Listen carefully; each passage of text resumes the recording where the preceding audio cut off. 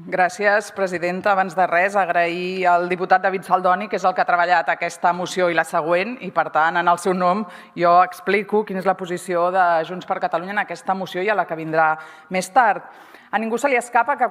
tant a la Comissió de Drets Socials com aquí al Faristol moltes vegades hem parlat de la necessitat, i crec que és una necessitat compartida per tot l'hemicicle, d'endreçar el món dels drets socials, el món de les prestacions, de les ajudes, de tot allò que d'una manera o altra ha de permetre dues coses. Per una banda, que el sistema no deixi caure a ningú, però per una altra banda, no generar expectatives que després no es poden complir perquè estem parlant de persones, amb un afegitó. I és que la universalitat, encara a dia d'avui, en les prestacions socials, depèn de la quantitat de diners i no de les necessitats reals. I això jo crec que és una de les coses que, òbviament, tots aquí en aquest hemicicle volem canviar. I és en aquest sentit que nosaltres havíem fet les esmenes en aquesta moció i en la següent. Entre altres coses perquè ja es va votar en el debat de política general el tancament d'aquesta oficina del pla pilot precisament amb aquestes dues premisses, però no amb la voluntat d'anul·lar tota una feina feta, sinó amb aquesta voluntat de dir que cal estudiar no només la renda bàsica universal, sinó també totes aquelles altres ajudes o prestacions que en un moment donat la ciutadania té tot el dret a rebre i que els ha de permetre aguantar-se dins del sistema. I és des d'aquesta perspectiva que vam fer les esmenes i vull agrair al diputat Moreno haver-ne pogut parlar i haver acceptat precisament aquesta mirada molt més àmplia, precisament per no llançar els diners i poder aprofitar tota la feina feta que s'ha fet, que ja han dit que hi ha un comitè assessor amb posicions molt diverses respecte a aquesta renda bàsica universal, però que hi ha un comitè assessor molt potent al darrere i que, per tant, tot això és una feina que s'ha d'aprofitar. Però també hem de valorar com fem compatible, per exemple, amb la renda garantida de ciutadania i les rendes del treball, com fem compatible també amb l'ajut de lloguer o els nous complements que van sorgint amb el tema del lloguer, com gestionem també el control a posteriori. Està molt bé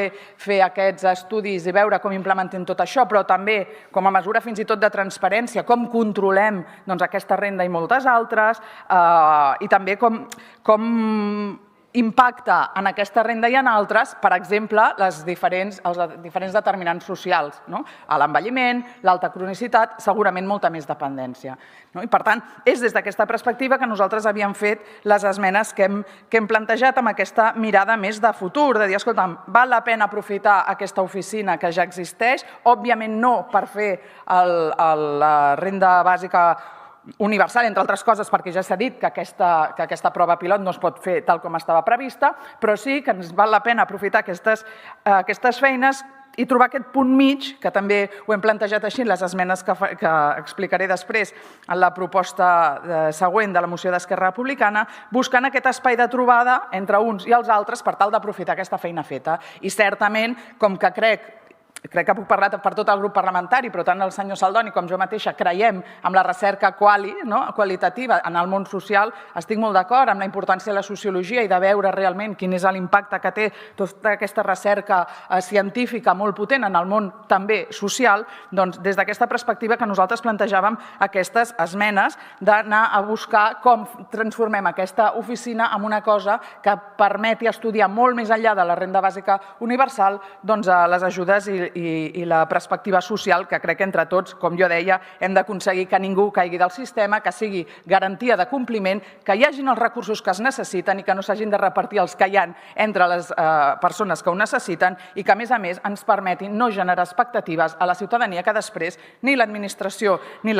la societat en general podrem complir. Per tant, nosaltres donarem suport a la majoria dels punts d'aquesta proposta de resolució i, de fet, hem transaccionat, em sembla que són